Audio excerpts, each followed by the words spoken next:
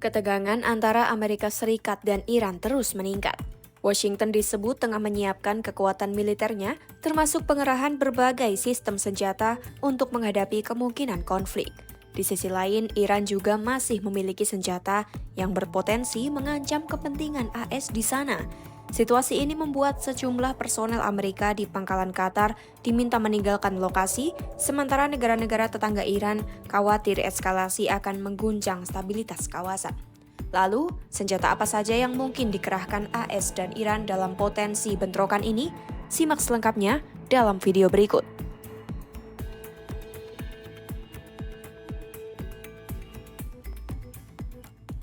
Presiden AS Donald Trump kembali mengancam akan menyerang Iran. Kali ini, alasannya adalah untuk menunjukkan dukungan kepada ratusan ribu warga Iran yang protes terhadap rezim Iran. Namun para analis menilai serangan berikutnya tidak akan sama seperti operasi sebelumnya yang hanya menargetkan beberapa fasilitas nuklir dalam satu aksi cepat. Serangan yang diklaim bertujuan mendukung para demonstran diperkirakan akan menyasar pusat komando dan fasilitas yang terkait dengan militer. Masalahnya, banyak markas dan pusat komando tersebut berada di kawasan padat penduduk. Jika warga sipil menjadi korban, dampaknya bisa berbalik merugikan AS.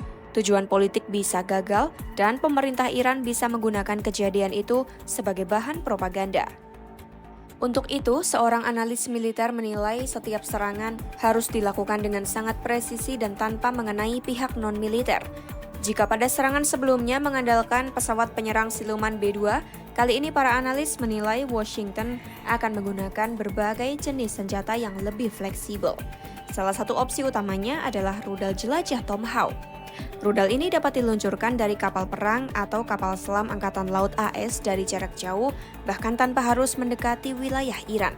Tomahawk dinilai mampu menghantam target dengan akurasi tinggi seperti markas dan pangkalan militer Iran. Pilihan lain adalah Joint Air-to-Surface Standoff Missile atau JASSM. Rudal ini memiliki hulu ledak penembus seberat 1.000 pon dan jangkauan hingga 1.000 km. JASSM bisa diluncurkan dari berbagai jet tempur seperti F-15, F-16, F-35, serta pesawat pengebom B-1, B-2, dan B-52. Dengan jarak tembak sejauh itu, pesawat AS tidak perlu masuk ke wilayah udara Iran. Selain rudal, AS juga bisa menggunakan drone bersenjata dalam operasi militer. Drone digunakan untuk pengintaian sekaligus serangan presisi tanpa membawa pilot, sehingga risiko kehilangan personel militer bisa dikurangi. Para analis menilai kecil kemungkinan AS akan mengerahkan pesawat berawak untuk menjatuhkan bom dari jarak dekat.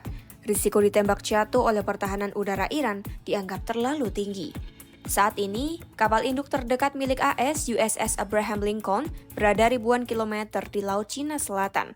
Akibatnya, opsi serangan cepat menjadi lebih terbatas dibandingkan tahun sebelumnya. Jika serangan dilakukan dalam waktu dekat, maka peluncuran senjata kemungkinan besar akan dilakukan dari pangkalan udara di kawasan Teluk Persia atau dari jarak yang lebih jauh melalui kapal perang dan kapal selam. Dengan kemampuan serangan jarak jauh tersebut, AS bisa melakukan operasi militer tanpa harus mengerahkan banyak pasukan ke garis depan.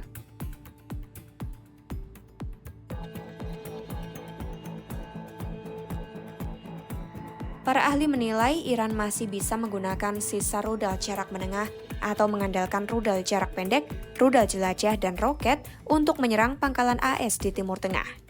Menurut Nicholas Carl dari American Enterprise Institute, banyak pangkalan militer AS di kawasan Teluk Persia masih berada dalam jangkauan senjata-senjata itu. Saat perang dimulai, Iran diperkirakan memiliki sekitar 2.000 rudal jarak menengah dan jauh, salah satu yang terbesar di kawasan Timur Tengah. Namun ratusan rudal telah ditembakkan dan banyak gudang penyimpanan hancur akibat serangan Israel. Israel juga disebut telah menghancurkan setidaknya setengah dari peluncur rudal Iran. Hal ini membuat kemampuan Teheran untuk melakukan serangan dalam jumlah besar menjadi sangat terbatas. Semakin sedikit peluncur yang tersisa, semakin sulit bagi Iran untuk meluncurkan serangan rudal secara masif. Serangan Israel juga mengganggu sistem koordinasi Iran, memaksa mereka meluncurkan rudal lebih cepat agar tidak keburu diserang balik. Akibatnya, Iran kesulitan melakukan serangan besar yang terkoordinasi secara serentak. Meski demikian, Iran masih memiliki persediaan drone serang dalam jumlah besar. Drone ini bisa diselundupkan ke milisi Syiah di Irak dan digunakan untuk menyerang pangkalan militer AS. Milisi Houthi di Yaman yang didukung Iran juga berpotensi melanjutkan serangan terhadap kapal-kapal di Laut Merah meski sempat menyetujui gencatan senjata dengan AS. Akan tetapi, persenjataan Iran juga memiliki kelemahan. Serangan Iran ke Israel pada 2025 lalu membuktikan banyak rudal Iran bisa dicegat oleh sistem pertahanan udara Israel dan AS. Akurasi serangan Iran juga dinilai buruk dan sebagian rudal gagal mencapai target karena masalah teknis dan kualitas produksi. Untuk menembus sistem pertahanan udara, Iran harus meluncurkan rudal dalam jumlah besar secara bersamaan.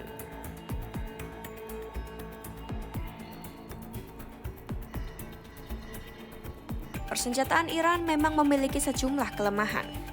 Akan tetapi, potensi eskalasi memicu imbauan agar prajurit AS meninggalkan pangkalan militer terbesar mereka di Timur Tengah di Al-Udeid Air Base, Qatar. Seorang pejabat AS menyebut imbauan tersebut bersifat preventif, mengingat situasi keamanan di kawasan yang semakin tidak stabil. Kedutaan Besar AS di Arab Saudi juga meminta para personelnya untuk waspada dan membatasi perjalanan yang kurang penting ke instalasi militer. Tak hanya mereka, warga AS di sana juga diimbau menyiapkan rencana keselamatan pribadi. Kekhawatiran juga meluas di negara-negara tetangga Iran. Mereka takut serangan militer ke Teheran akan mengguncang stabilitas kawasan dan memicu dampak besar.